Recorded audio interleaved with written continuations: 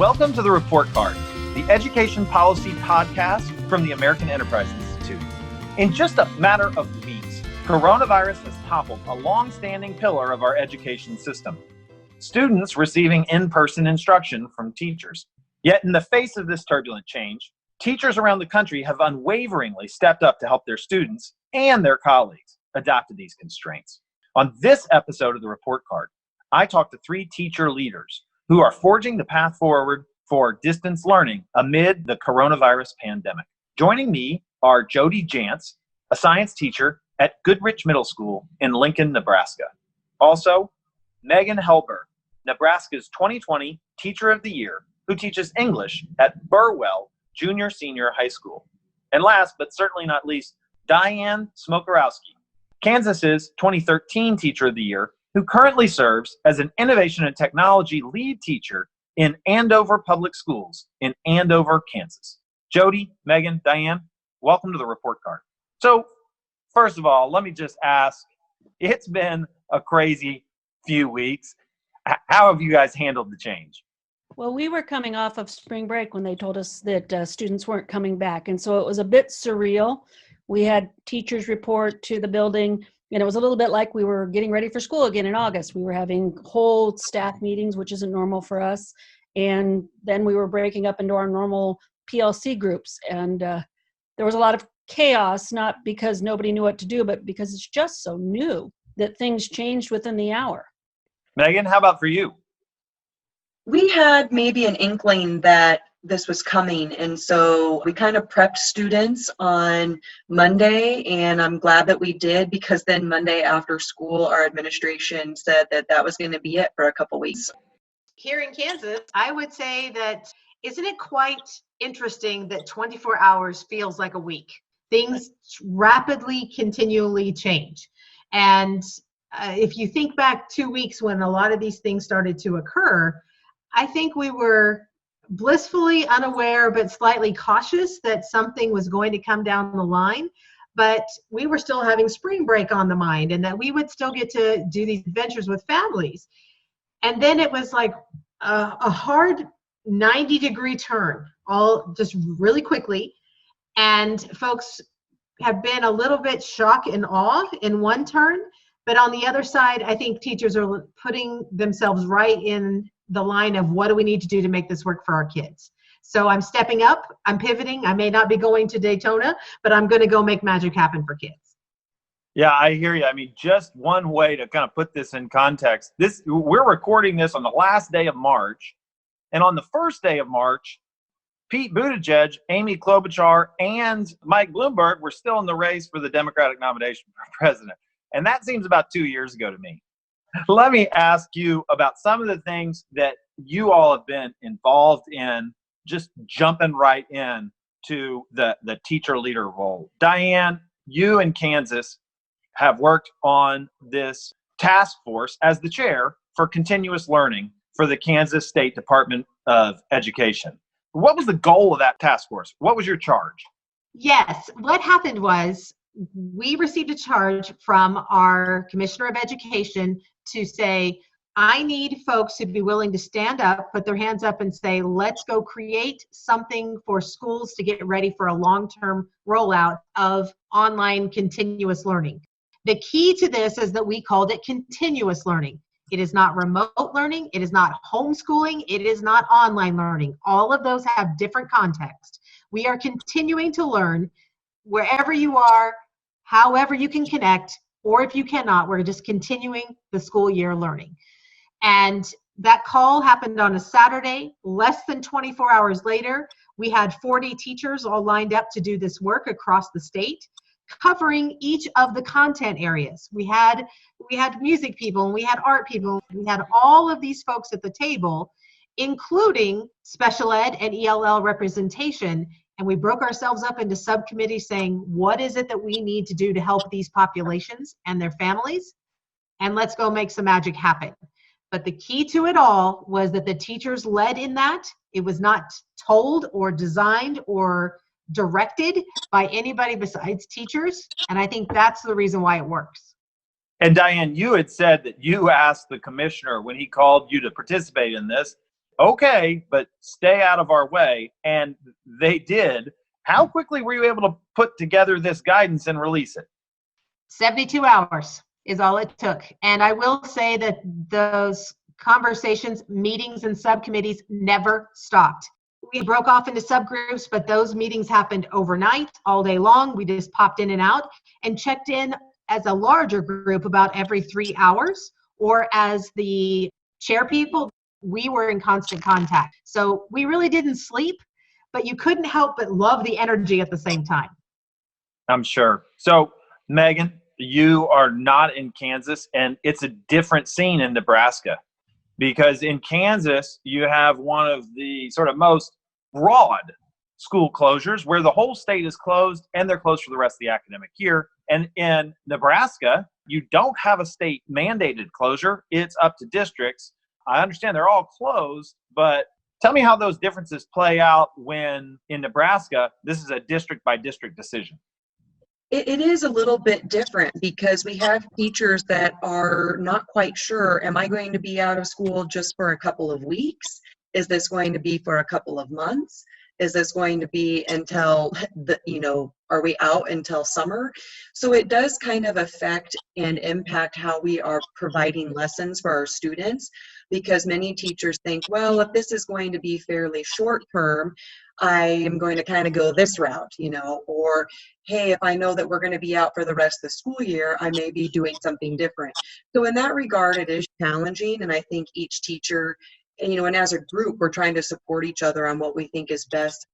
Yeah, and that sort of makes sense, right? Because Dyane has a role to jump in statewide that Nebraska might not have. And Jodie and Megan, you're both in Nebraska. Jodie, how do you see playing it out from one district to the next? I think Lincoln is the second largest district in the state. We've got 42,000 students. And I think one of the most interesting things I've found about it is Dr. Weber, our head of human resources, had noted one time that change in our district is like a U-boat moving. It just is slow and takes a long time to get momentum. We were a speedboat this last 2 weeks. Change was made. It was well thought out. Thank you, Kansas, because we loved the document last week when we got it. For us, the problems are a little bigger. We have 42,000 students, and let me preface this by saying I'm just a teacher. So when I get the data wrong, please don't quote me. We have about 43% free and reduced lunch across our district. We have about 12% English language learners. I suppose the district's closer to 8%. So we have multiple problems that aren't encountered in smaller communities. So our problem has been, how do you support everybody? And equity has been one of the big themes that goes through most of our Zoom meetings. Sure, that's certainly a challenge. Megan, let me ask you, you wrote a op-ed in the Lincoln Journal-Star, and then I guess it trickled to a number of other places, where you wanted to just raise teacher voice about how to support teachers through this. What'd you write? Well, what was happening is that many schools had decided to close for a while. We don't know how long. And of course, we were putting students' health and safety as our number one priority. But what many teachers were reaching out to me across the state was that they were still being required to report to their school building daily, to, quote, put in the hours, or to, quote, make the taxpayers happy. And that's not okay with me. And many teachers they weren't panicked, but they were concerned about their own health and safety, about what was really the purpose of going into their actual school building each day. So as hard as it is to admit or to say out loud, at that exact moment, teaching students was in fact not our number one priority. Our number one priority was keeping people alive. And teachers, they also need to feel safe and secure, and that their health and priority is being taken care of as well.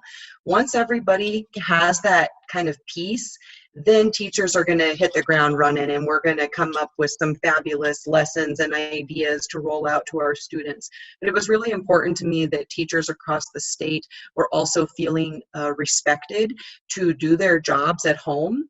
Many superintendents kind of had that, maybe they didn't come right out and say it, but in a roundabout way of, well, we don't necessarily trust you to do your job at home, so we want to keep an eye on you. Thankfully, I think many districts have switched where teachers do have the option now to work from home. Each school district, though, is still different, and there are still teachers going into school daily. Yeah, and it's great to, extend that voice, because sometimes you got to speak truth to power, right? Jodie, I know that you've been assisting with efforts to provide educational programming for elementary and secondary students. And again, when you're in Nebraska, some of the stuff that might not come down from the state level is going to sort of depend on more localized communities. Tell us more about your efforts to provide leadership to your colleagues. Well, our NEA group had reached out, and News Nebraska TV and LPS to provide live television. And so we got emails out say, hey, come teach a lesson. It's only 27 minutes. And so there were a number of us that said, yeah, I could go teach for 27 minutes. It gave us an opportunity to try out some live TV formatting, some interactions. How do you interact with a student if I'm here in my room and you are out there? So it was a nice thing to experiment with. We got to work with people from, I was trying to think how far away. They were mostly local because we were not coming from across the state. If I could hop in there, this is Megan again. That program is really great. It's called News Channel Nebraska. I'm actually the secondary lead teacher on that for the state. And it started off with wanting to have teachers come to Lincoln to film. However, as things have progressed, we have now gone where teachers can submit a lesson digitally. So we are actually being able to have teachers from across the state submit and teach lessons. And it airs every day, Monday through Friday, 1 to 3. And it's just really been an incredible way for teachers from all across the state to kind of showcase their, this is my gold star lesson. And we've received several comments from grandparents, parents, and kids saying thank you, because this is on a free news channel. You do not have to be a subscriber to any sort of package. And so those kids that maybe do not have internet at home or do not have a dish or direct TV package can access News Channel Nebraska and at least get 2 hours of instruction each day. Yeah. Dyane, I'm interested in checking in with you about what you've seen in Kansas. What are the kind of tools that teachers want to use right now? I mean, the example of television in Nebraska is honestly not the first thing that comes to my mind. On the ground, what do teachers seem to want to use?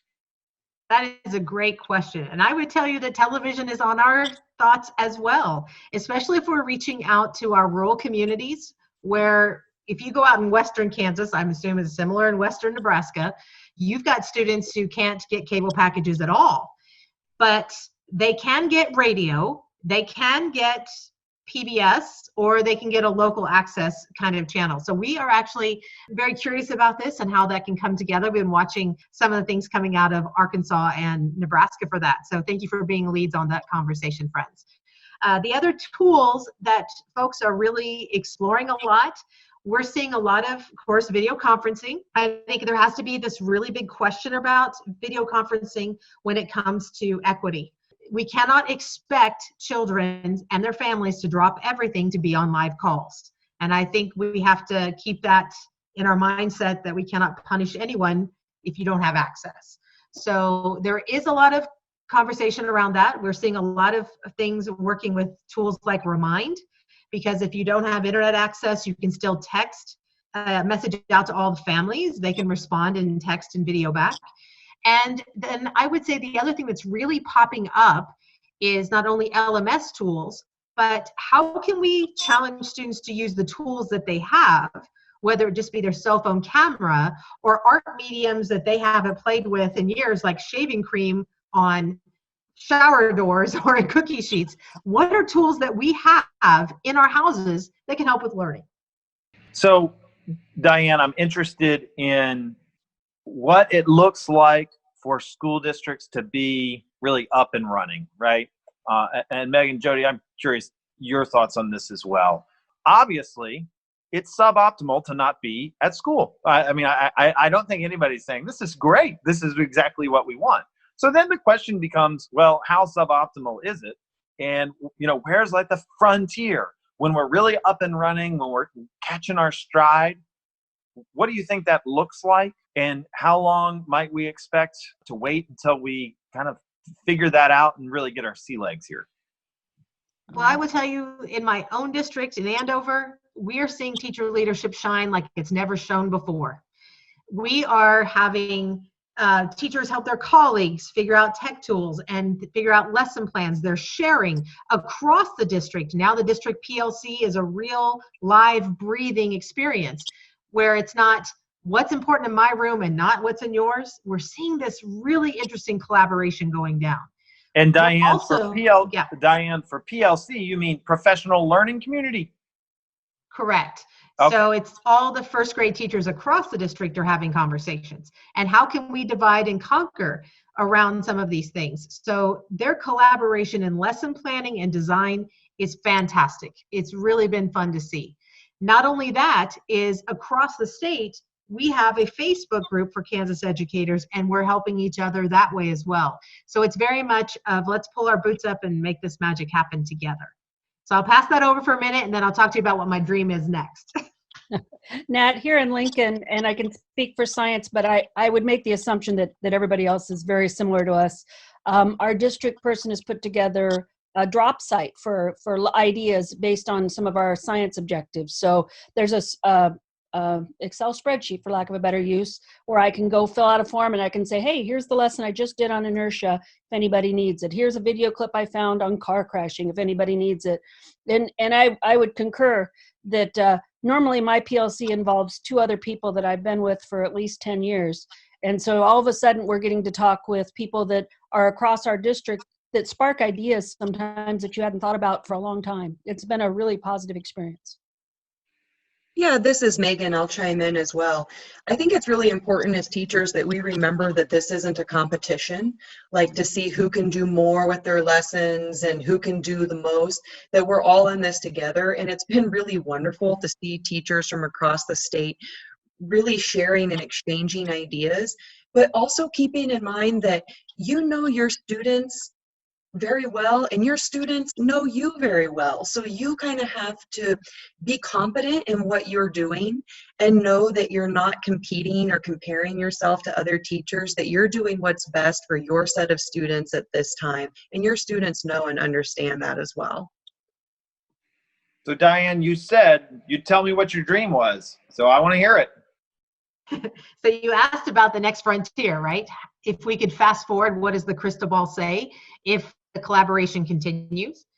I would say what you're going to see is, for the first time, a real conversation about cross-curricular collaboration. I think you're going to see our specials teachers sit down with sciences and the humanities and say, friends, how do we align all of our standards to collaborate together? And that, I think, is a magical spot to be in. I would agree that that's one thing that we'd done in the past that we'd moved away from when we went to one-to-one. Here was about 5 years ago, one-to-one computers. We kind of pulled back from that collaboration, and now we're getting that opportunity to do it again. Agreed. Here in rural Nebraska as well, I've really trying to bring in a lot of the arts into English language and really doing a lot of journaling and focusing on the 5 senses. It's beautiful to have that cross-curricular engagement and lessons for the students. And now that we're seeing places like the Met streaming operas, and we're seeing authors share their stories and opening up the conversation to loosen those copyright things for storytelling. And now we're having conversations with public access channels. For the first time, the conversations to build partnerships are not hard. Now we have the ability to have kind of a startup mindset and how we can reimagine what school can be. Even though it's a short window, I think we're going to start forging conversations and partnerships and relationships to really make education shine in a different way. Well, let me ask you about what is arguably the most important partnership you have in education. I have a colleague who says that education is a handshake between teachers and parents, and that they each have to hold up their end of the bargain. Well, it's tough for teachers right now, but as a parent and even a former teacher who has 3 kids at home, let me tell you, it ain't easy for parents either.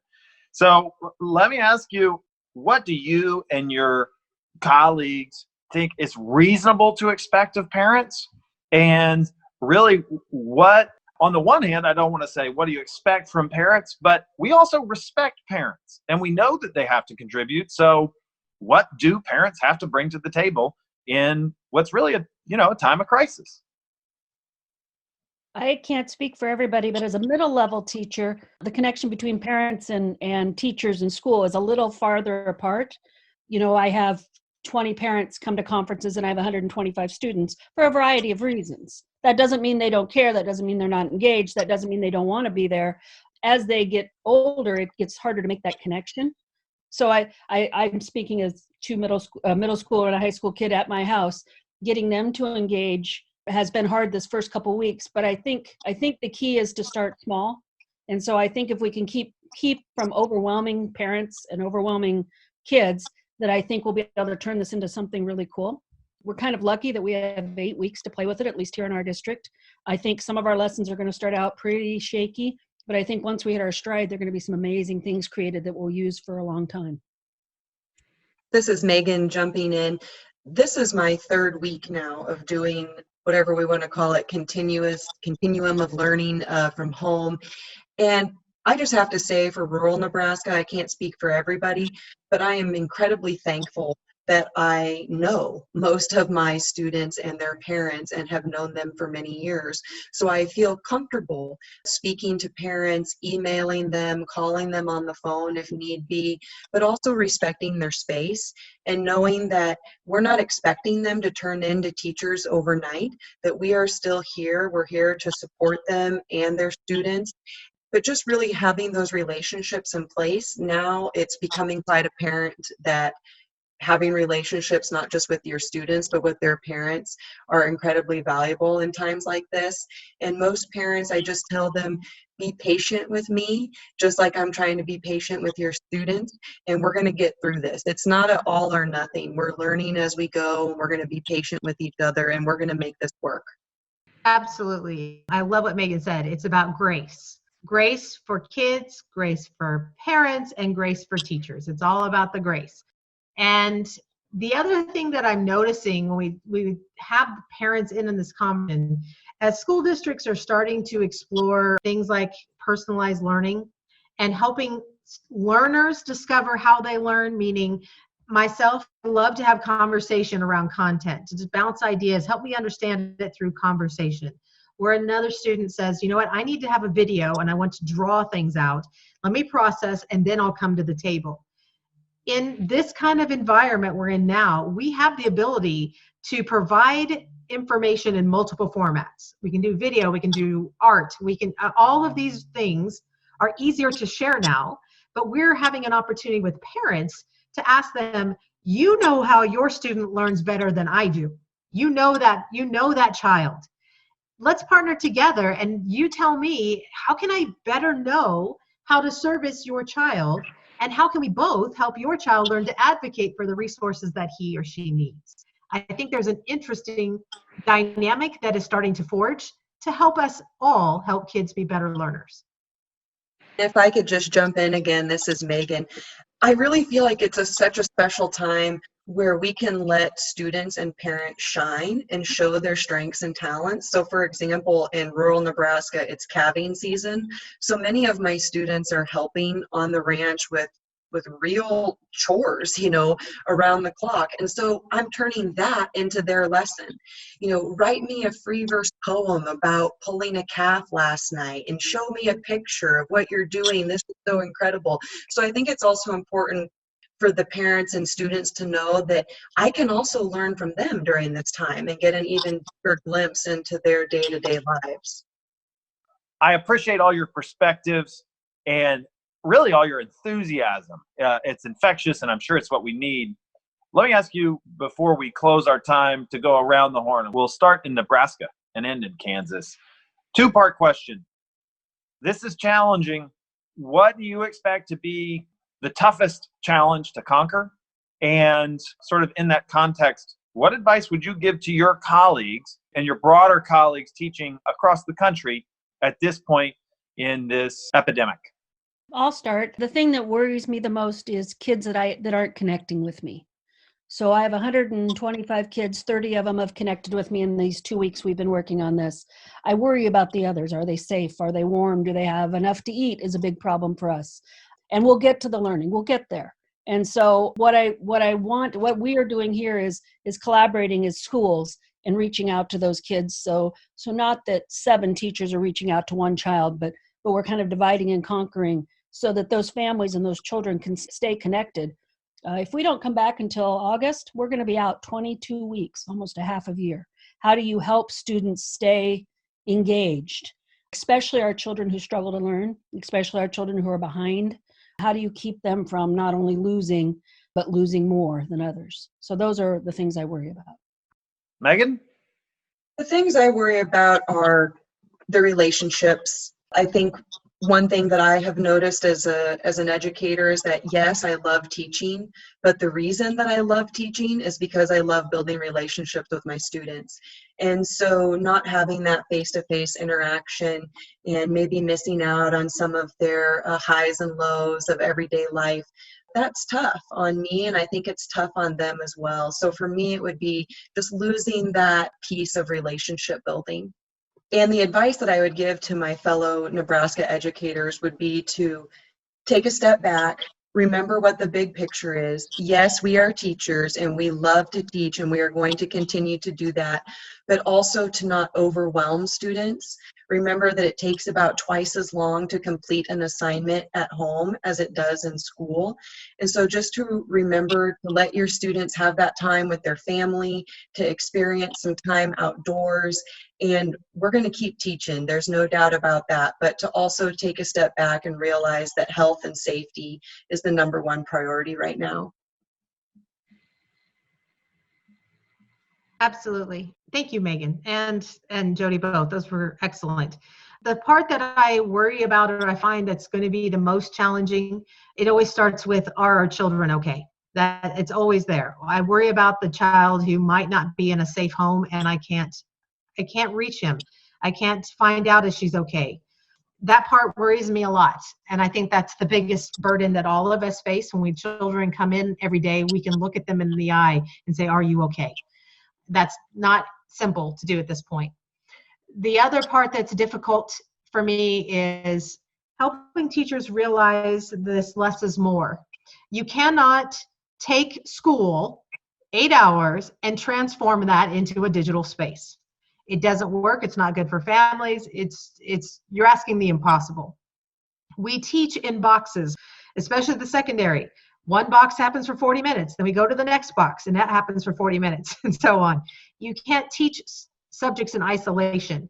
So once we can get past the idea that you can collaborate and cross-curricular mesh ideas to where it's more purposeful and have real-world context, I think we're going to be fine. But that is a giant learning curve for a lot of teachers. So that part, I think, is the hardest. But my advice is, don't be afraid to challenge students to be creative in their response to you. I loved the idea here with the calving piece. Use the materials, the experiences, the environment around you to tell your story. And just because I might be teaching math doesn't mean I have to use paper and pencil to practice my math at all. I can use the dirt with a stick out in the yard. I can actually challenge students with some STEM things on using the application. Think about how we can make learning relevant for students and their families, and I think we're on the right path. Well, I want to thank all three of you for coming on and sharing your perspectives, your exuberance and optimism, which we really need in these times, because when it looks like it's going to rain for a long time, we got to learn to work in the rain. And I appreciate your efforts on that. So thanks for coming on the report card, and best of luck in the rest of this topsy-turvy school year. Thank you for having us. Thank you. Thanks for listening to the report card with Nat Malkus. And special thanks to our guests, Jodie Jantz, Megan Helberg, and Dyane Smokorowski. Thanks also to our producers who make these podcasts possible. That includes Matt Rice and Tyler Hoover. Remember to subscribe to the report card on iTunes, Spotify, or wherever you get your podcasts. And while you're there, review us to help other people find the show. As always, I welcome your comments, questions, or topic suggestions. Send your thoughts to ed.podcast@aei.org. Signing off for this week, I'm Nat Mountains.